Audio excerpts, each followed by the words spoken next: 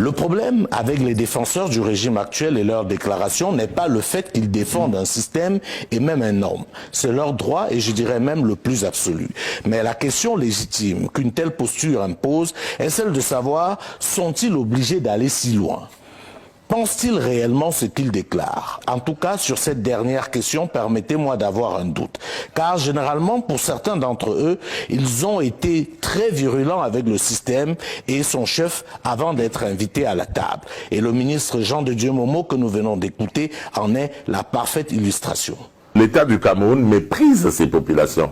L'État du Cameroun préfère devoir à son peuple que de devoir à l'étranger.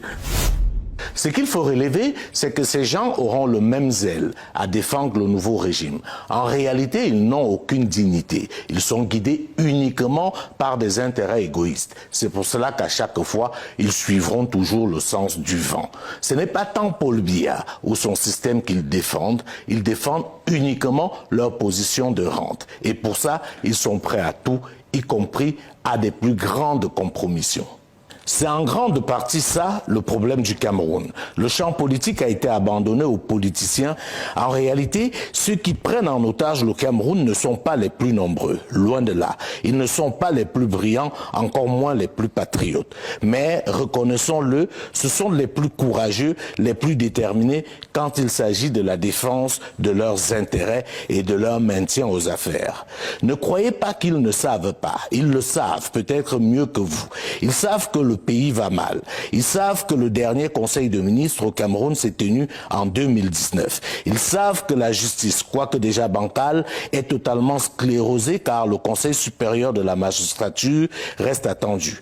Ils savent que 15 ans pour faire le tiers de l'autoroute Douala-Yaoundé, ce n'est pas admissible. Ils savent que Bibou Nissak, Alain Foguet et les autres sont des prisonniers politiques. Ils savent que 2 ans plus tard, le corps de Martinez Zogo, ou du moins ce qu'il en reste, est toujours à la morgue. Ils savent, et ils savent tellement de choses que vous pouvez vous-même compléter la liste. Le problème, c'est que nous avons choisi de vivre dans le mensonge. Nous savons tous la vérité, mais par lâcheté, par cupidité, par opportunisme, par tribalisme, nous avons choisi de vivre dans le mensonge. Ce mensonge qui nous a bien évidemment conduit dans le chaos. Car, comme le disait fort à propos le philosophe Fabien Ebousi-Boulaga, un peuple qui se ment est condamné à vivre dans le chaos. C'est donc la situation dans laquelle le Cameroun se retrouve aujourd'hui. C'est pour cela que l'élection du 12 octobre 2025 sera déterminante pour l'avenir du Cameroun. Car en réalité, il faudra faire un choix entre le mensonge et la vérité. Le mensonge incarné par le régime actuel qui préfère diriger le pays par procuration et la vérité qui pourrait incarner un nouvel espoir.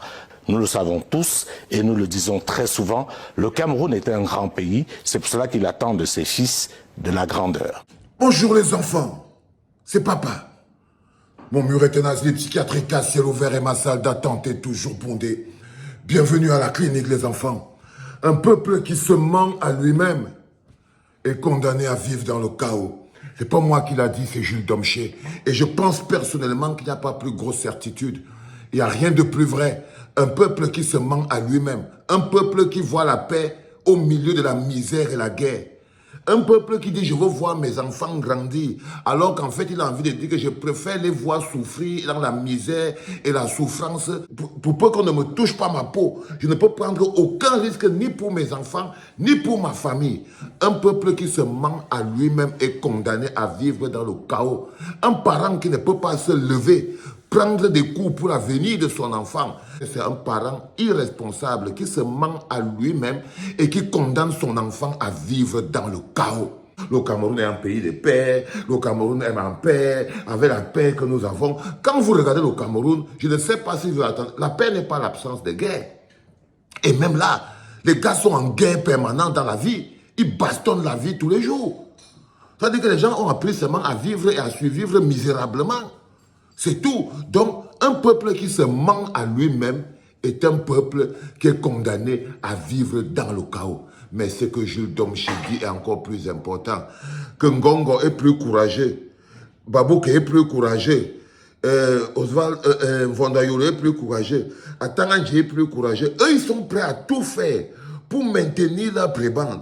Ils sont prêts à tout faire pour maintenir leur train de vie, pour garder leur posture. Et nous, on n'est pas suffisamment courageux. C'est ça notre faiblesse. C'est qu'eux, ils sont suffisamment courageux pour défendre leurs intérêts individuels. Ils ont suffisamment de force pour lutter pour leurs intérêts individuels. Mais nous, on n'a pas suffisamment d'amour pour notre intérêt collectif pour être suffisamment courageux pour lutter, pour se blesser. Eux, ils sont prêts à se blesser. Là où ils sont là, s'ils n'étaient pas prêts à se blesser, ils seraient partis. Après 43 ans de misérabilisme et de souffrance, s'ils n'étaient pas prêts à se blesser, ils seraient partis. Donc, eux, ils sont prêts à se blesser. Ils sont prêts à lutter. C'est ça que Jules Domché dit dans cette chronique-ci. Eux, ils sont prêts à lutter. C'est ça la particularité des mecs du RDPC. Les laudateurs que vous voyez là. C'est qu'ils ont le courage de dire qu'on est prêt à aller jusqu'au bout. Atanganji est prêt à tout pour rester à sa place. Il est prêt à tout. Depuis 2016, la guerre dans le nord-ouest et le sud-ouest, qui se sucre les poches avec ça? Atanganji. Parce que la guerre rapporte de l'argent. La guerre, c'est de l'argent. Donc, voilà par exemple un moment que lui, ça lui permet de vivre. Il est prêt à déclencher la guerre dans le nord-ouest et le sud-ouest. Son village natal, et l'a maintenu pendant plus de 56 ans. Ils sont prêts à tout pour leurs propres intérêts individuels. Quand vous voyez un mec comme Famundongo, ça fait 30 ans qu'il est ministre. Mais il est encore prêt à boire le sang de ses enfants camerounais pour rester au pouvoir. Il faut que nous-mêmes, nous soyons prêts à tout pour notre liberté. Si nous n'arrivons pas à se mettre au même niveau de terreur et d'envie, si nous-mêmes nous ne comprenons pas que leur envie de rester au pouvoir ne peut pas être plus grande que notre envie de se libérer, qu'est-ce qui vous arrive? Mais qu'est-ce qui vous arrive? Leur envie de rester au pouvoir, de profiter de leur prébande, de profiter de leur vie ne peut pas être plus grande que notre envie d'être libre. Ça ne peut pas être plus grand que l'envie de donner à nos enfants une vie décente. Ça ne peut pas être plus grand que ça. D'être propriétaire de notre pays. Vous vivez au Cameroun comme des étrangers. C'est pas possible. Les mecs qui luttent pour tout, même pour la carte nationale d'identité, même pour tout, pour quelques graines de riz. Vous avez le sol qui produit le riz, les bâtards vous font importer le riz. Vous avez le sol qui produit la tomate, le bâtard vous fait importer les boîtes de tomates importées. Vous êtes nourris comme des oisillons. Ils sont prêts à détruire tout le pays pour maintenir leur train de vie. Et ils ont le courage de ça. Oui, c'est le courage qui fait parler à Atanganji de lui dire qu'il est shérif. C'est le courage qui fait dire à Atanganji qu'il est shérif. Mais il est temps qu'on leur enlève cette joie. Il est temps qu'on leur enlève la joie, les enfants. Ça, croyez-moi, et enlever la joie à quelqu'un, c'est quand personne, comme il ne respecte plus les règles, je ne sais pas quelles règles vous continuez de respecter là, dans ce pays-là. Vous ne pouvez pas être qu'il y a les lois. Les personnes qui sont censées faire respecter la loi violent allègrement la loi sous vos applaudissements. Non. Dès l'instant où les personnes qui sont censées faire respecter la loi violent allègrement la loi pour imposer leur desiderata au peuple, le peuple a donc la légitimité de rentrer en légitime défense et de violenter les personnes en charge de respecter la loi, mais qui ne le font pas. C'est-à-dire qu'aujourd'hui, quand vous voyez la police, les jeunes armées, les forces de défense et de sécurité, les policiers et tout patati, ils sont dans l'illégalité. Chaque bloc, chaque Camerounais a la liberté et le devoir de se défendre contre un policier, contre les policiers. Nous avons le droit, la légalité, la légitimité, la souveraineté de nous défendre et de nous battre, même si c'est contre la police. Parce que c'est eux qui sont dans l'illégalité.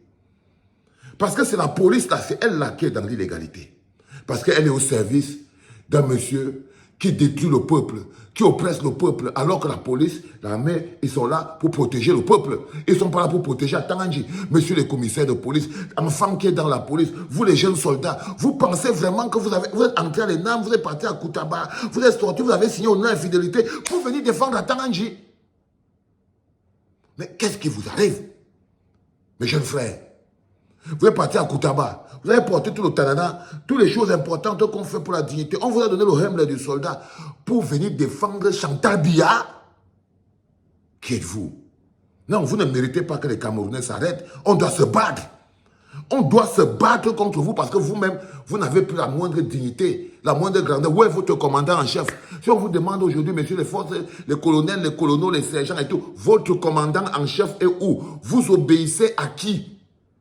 Vous obéissez à qui? Si on vous demande maintenant les colonels, les généraux, les soldats, le GSO, le BI, la garde présidentielle, vous obéissez à qui? Dites-nous à qui vous obéissez. À qui? Peuple du changement, comme on dit. Peuple camerounais, je préfère. Il y a des luttes qui nous appartiennent. Ces luttes méritent d'être menées par nous. Tant que d'autres personnes mèneront ces luttes, nous ne serons jamais indépendants. La lutte de nous libérer du système de Paul Biya est une lutte qui doit être faite par nous. S'il y a un sang qui doit couler à terre, c'est le nôtre. S'il y a une transpiration qui doit couler à terre, c'est le nôtre. Parce que nous n'allons pas nous battre contre les étrangers, nous allons nous battre contre des Camerounais. Parce que nous sommes tous Camerounais, mais au final, nous ne sommes pas tous frères. Nous sommes tous Camerounais, mais au final, nous ne sommes pas tous frères. On pourrait même être nés du même père, même mère. Mais la fraternité, là, il y a des gens qui sont nés même père, même mère dans le RDPC. Un est en train d'oppresser le peuple en jouissant et l'autre est en train de lutter en disant non, c'est pas possible. Ce n'est même pas parce que nous sommes sortis dans le même ventre d'une même mère que nous sommes frères. Parce que être frère en la République, la fraternité républicaine est beaucoup plus grande. Parce que la fraternité républicaine est celle qui se met ensemble dans le but de l'intérêt collectif. La fraternité républicaine est plus forte que la fraternité entre ton frère et ta sœur. Parce que la fraternité républicaine est au service de l'intérêt collectif. Et la fraternité de mon frère, ma sœur, c'est quelque chose qui est dans la famille. Intérêt individuel. Nous devons démontrer que notre envie de liberté est tout aussi grande et qu'on a tout autant de courage et qu'on est prêt à se battre au même titre que Ngongo est prêt à lutter pour s'accrocher. Nous aussi, on est prêt à lutter pour se libérer. Au même titre que Ngongo est prêt à s'accrocher pour se prébattre. Au même titre que Chantal Biya est prêt à rester accroché, elle est prête à tuer les gens. On doit être prêt au même sacrifice. Le peuple doit être prêt au même sacrifice. C'est de ça qu'il s'agit. Nous devons être capables de supporter aussi la même couleur, la même douleur. Et si la police choisit son camp, celui de l'oppresseur, nous ne pouvons rien y faire. On va devoir se battre contre tout le monde. Soyez debout les enfants. Partagez ces vidéos, mettez-les en archive. Mettez-vous en position de combat parce qu'à partir de demain, on va seulement se blesser. C'était papa les enfants.